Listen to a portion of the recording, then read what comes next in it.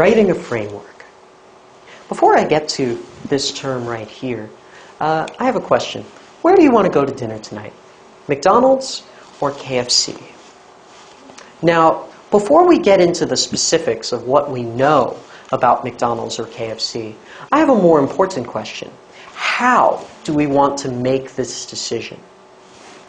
Do we want to pick the restaurant that's cheaper? Do we want to pick the restaurant that's cleaner? Do we want to pick the restaurant that has a nicer environment? Do we want to pick the restaurant that's closer to our house? These are all very important factors in this discussion. And we'll notice that that debate might change if we are choosing not between McDonald's and KFC. But what about McDonald's and Starbucks? Well, now we have a different question. What time of day is it? Do we want to have a breakfast? Do we want to have dinner? Do we want something that might be a little sweeter, a little more caffeinated? Or do we want to go for something maybe saltier, something with more meat? How much food do we want to eat? Are we eating breakfast, lunch, dinner? Are we eating a snack? Again, things to consider. How about this? What if we're choosing between McDonald's and a famous hot pot place? Well, now we have to decide between a very quick experience, very cheap experience, and a more expensive experience. A more expensive dinner that's going to take much longer to prepare, eat, and enjoy. And lastly, what if we're choosing between McDonald's and our favorite local pizza place? This is mine. I'm from when I grew up. In each case, how we make this decision changes drastically.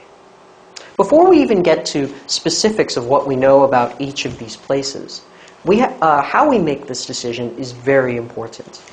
That is a framework. Frameworks are used in every decision we make. We use them throughout our day-to-day lives. You use a framework to decide what you're going to eat and when you're going to eat it. You use a framework to decide which homework you're going to finish tonight and when you're going to finish it.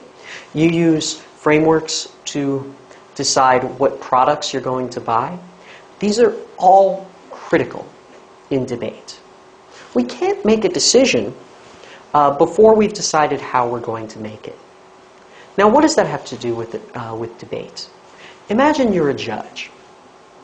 Well, if you're a judge, how do you decide which team has won the round?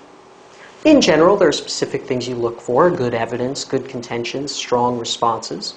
But how do you decide which responses are better, which responses are more valuable, especially if the teams are relatively equal? This is where frameworks come in. More deeply, when we're deciding policies in government, what goals do we have? What goals do we hope to achieve? This is, again, essential in making good and smart decisions.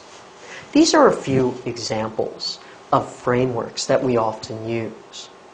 So, let's say our goal is national security, that we believe the government should do whatever it takes to keep people safe.